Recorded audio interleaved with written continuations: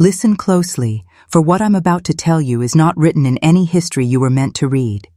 It lives between the floorboards of Rose Hill, where wood swells with damp air and remembers more than it ever confesses. They say a house cannot speak, but that is a lie whispered to make you feel safe in your own bed. Some walls inhale, some walls keep ledger, some walls drink the cries that human mouths dare not repeat. And Rose Hill? It was built not of timber, but of silence, sharpened into a weapon. The year was 1795. Catherine Mallory, young, widowed, and draped in lace like a shroud, inherited both land and dominion. She walked through her halls with a silver watch clenched in her palm, as if she commanded not only lives, but time itself. Her gaze was a whip before any lash struck flesh, and her smile was a blade disguised as charm. Servants bent beneath her silence, because silence from Catherine was never absence, it was a warning. Among them stood Josiah, broad-shouldered, deliberate in speech, carrying himself with the gravity of a man who knew his own worth, yet was condemned never to claim it. He was not simply a laborer, he was her confidant, her scribe, her shadow. She summoned him for inventories, for readings, for nights when the house grew too cold for her pride. A mistress and her slave, proximity that pretended necessity, but concealed hunger. Catherine wanted him near enough to touch, but bound enough to never forget his place. The house heard it all. The scrape of boots down the corridor, the creak of doors opening when no wind stirred them, the muffled breath of a woman who believed possession was devotion. The walls thickened with tension, a rope pulled too tight, a storm waiting for a single strike to ignite the air. But Catherine's love was not love. It was a performance of ownership, a theater of control. She praised Josiah in public so others could feel her power stretch through him. She spoke his name softly, not out of tenderness, but to hear how submission sounded when dressed as affection. And when rumor whispered that Josiah's gaze lingered on another woman, Catherine's desire twisted into the most dangerous of hungers, not to love, not to forgive, but to punish. And Rose Hill, patient and ancient, leaned in to listen. Because it knew the story had only begun, and it would end in a bedchamber where silence would strangle louder than screams. Catherine Mallory's jealousy did not ignite in sudden flame. It smoldered like a coal buried beneath ash, waiting for the right breath to feed it. And when it did, it burned not with the passion of a lover, but with the calculation of a ruler betrayed. For her, Josiah was not merely flesh and bone, he was proof of her dominion. To lose his obedience, even in secret, was to admit that her power was not absolute. And Catherine, wrapped in her widow's black, could not abide cracks in the mask she had nailed to her face. So she summoned him. The cellar beneath Rose Hill smelled of damp stone and iron, a place where echoes crawled instead of fled. Lantern light clung to ropes that hung from beams like patient serpents. Josiah descended those steps with measured tread, knowing full well the weight that waited there. Catherine's voice followed, low, precise, touched with venom disguised as righteousness. She called it discipline, she called it correction, but cruelty wears many names before it drops the mask. Adeline, a house servant, stood with the lantern. Her hand trembled once, then steadied. She had seen punishment before, but never with Catherine's eyes watching so intently, so hungrily, as though each lash was a word in a private scripture she had written for herself. When the whip cracked, the cellar walls recoiled, and even the air seemed to splinter. Blood beaded, flesh split, and yet Josiah remained still, his silence more dangerous than any curse. Catherine mistook that silence for submission. She mistook his steadiness for defeat. What she did not understand, what the house itself seemed to recognize, was that silence can be sharper than a scream. Silence can take root. It can grow into patience, and patience into vengeance. When at last Catherine ordered him unbound, she left the cellar satisfied, believing her lesson had been carved deep enough into her. Is back to last a lifetime. She thought she had broken him. But Adeline saw something else. The seed of decision planted in Josiah's eyes. Not rage. Rage dies quickly. But a resolve so cold it could wait through seasons. The rope creaked as it was removed. The cellar breathed its damp sigh, and the lantern dimmed. Rose Hill swallowed the moment whole, but did not forget. Houses never forget. They keep score when men cannot. In the months that followed, Rose Hill learned a new silence, the silence of disguise. Josiah returned to his duties with the calm precision of a man who had forgotten pain, but Adeline knew better. She saw how his hands no longer trembled when they touched rope or ledger, how his voice carried the exact weight of obedience and nothing more. Catherine mistook this for victory. She believed the lash had tamed him. But the truth, darker, heavier, was that Josiah had become unreadable. And unreadable men are the most dangerous of all. Catherine fed her delusion daily. She summoned him for inventories, for readings, for those evenings when loneliness wrapped her throat tighter than her mourning veil. She called it proximity. But proximity without devotion is not closeness. It is winter. Cold, biting, suffocating. Josiah gave her nearness stripped of warmth, and she did not see it for what it was, a grave disguised as a bed. The house itself seemed to sense the change. The corridors held their breath when Josiah walked. The boards beneath his step no longer groaned, as if they too had learned to keep his secrets. The air thickened at night, heavy with lavender water and the faintest trace of iron, the smell of blood remembered. Adeline stitched linens, each fold a measure of time passing, each thread a prayer for what she could not speak aloud. And Josiah waited. That was his power. Not strength of arm, nor fury of heart, but the patience of earth itself. Patient enough to hold seeds until their season came, patient enough to let roots strangle stone. He waited while Catherine rehearsed her control, while she wielded her silver watch like a weapon of hours, while she convinced herself that his stillness was devotion. She failed to recognize what silence becomes when pressed too long. It becomes a shadow at the edge of the bed. It becomes a hand steady enough to squeeze life itself from its cage. It becomes the truth that chains cannot hold. Rose Hill, ancient and listening, knew the clock was ticking. Catherine's silver watch kept time on her pillow, but Josiah had already chosen a different clock, the one buried inside him, waiting for the moment when patience would ripen into justice. And justice in such places always comes at night. Catherine began to feel it first in her sleep. Dreams that once drifted soft and indulgent now carried weight, pressing on her chest like a body she could not push away. She woke often in the night, listening for sounds that were not there, the scrape of boots, the faint rattle of keys, the hush of a whisper too low to name. Rose Hill had always been her kingdom, but kingdoms are only as strong as the silence that guards them. And lately, the silence felt less like obedience, more like waiting. She told herself it was grief. Widowhood plays cruel games with the mind, conjuring shadows where none exist. Yet the shadows grew bold. Candles sputtered when Josiah entered the room, as though flame itself bent to his restraint.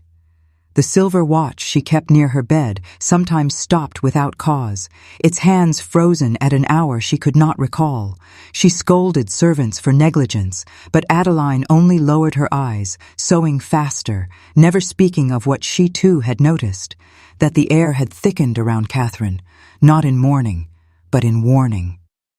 Catherine tried to reclaim her dominion. She pressed Josiah with questions about the ledgers, the fields, the neighbors. His replies were exact, unbroken, polite. Too polite. His voice carried no tremor of resentment, no echo of submission. It was flat, a blade laid carefully on the table, waiting for a hand to grasp it. Catherine, in her vanity, convinced herself she had crafted the perfect servant. Yet her nights betrayed her confidence.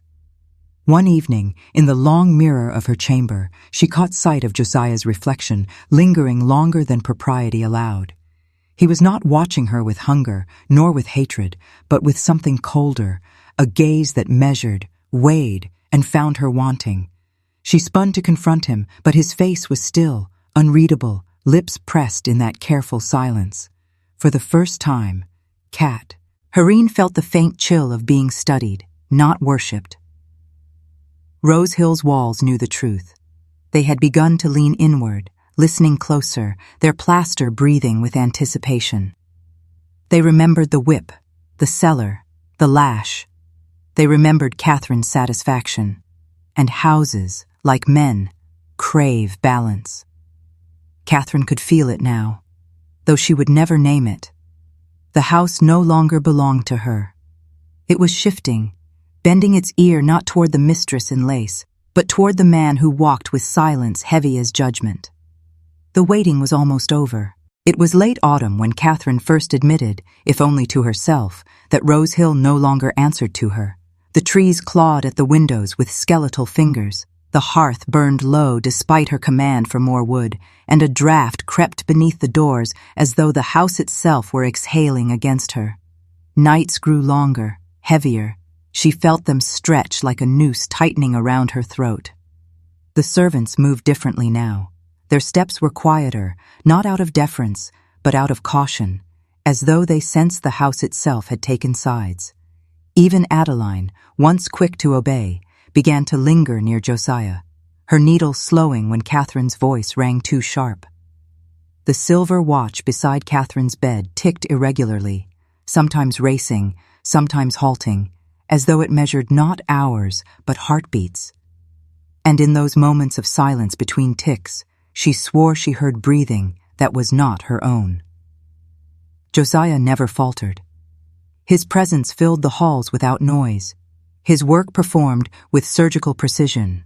Yet Catherine began to notice strange absences, ledgers balanced too perfectly, doors that should have been locked standing open, tools polished and arranged with almost ritual care. It was as though he was preparing, but for what she could not guess. When she confronted him, his eyes held hers with calm emptiness, a stillness that offered no purchase. It was like staring into water deep enough to drown in. The house joined the performance. Floorboards no longer betrayed Josiah's steps. Shadows seemed to cling longer where he stood. At night, Catherine dreamed of ropes swaying gently in the cellar, though no wind stirred them. She woke with her throat dry, her hands clutching at sheets as if they were bindings. And always she felt watched, not with desire, not with hatred, but with inevitability. One night, unable to bear it, she struck him. A sudden slap across the face, her rings cutting his cheek. Josiah did not flinch. He did not even blink. He only lowered his gaze for a heartbeat, then lifted it again with the same quiet resolve. No anger, no fear, only patience. That was when Catherine's stomach turned cold. For the first time she realized she could not break what no longer resisted her. And Rose Hill, ancient and merciless, listened. Its walls swelled with the taste of her fear.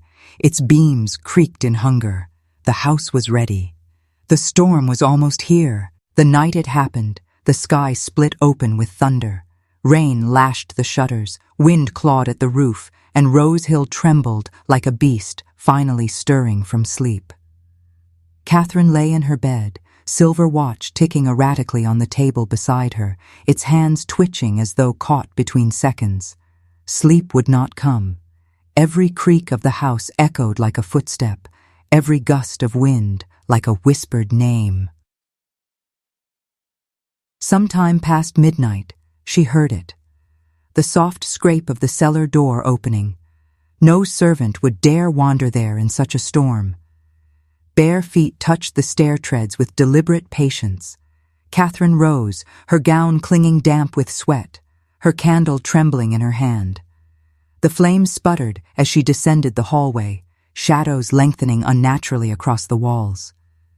The cellar lantern glowed faint through the cracks of the door. She pushed it open. Ropes hung from beams like waiting nooses.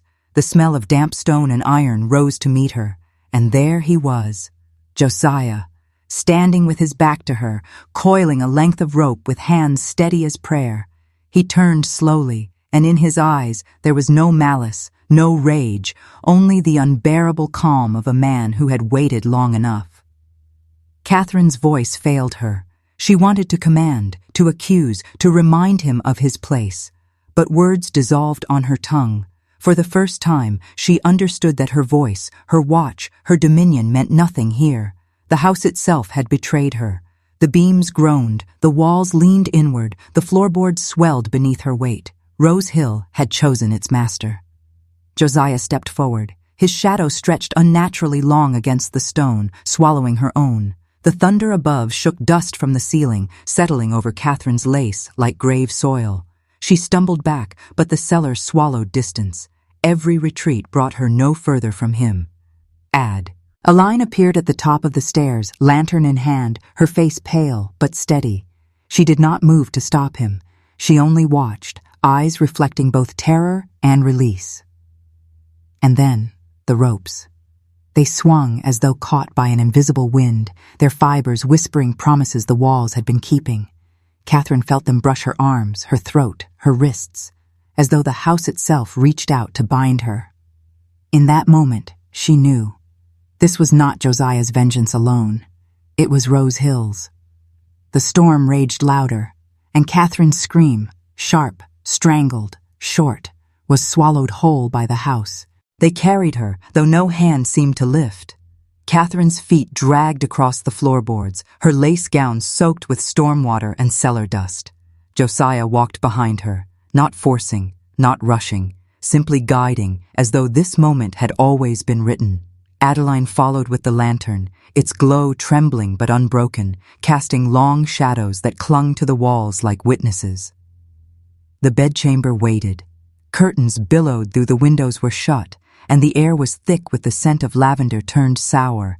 The silver watch lay upon the table, its hands spinning without order, as though time itself recoiled from what was about to happen. Catherine clutched at the frame of her bed, eyes wide, lips moving in silent protest, but no sound carried. Rose Hill had stolen her voice. Josiah's silence was absolute. He did not strike her, did not curse her, did not shout.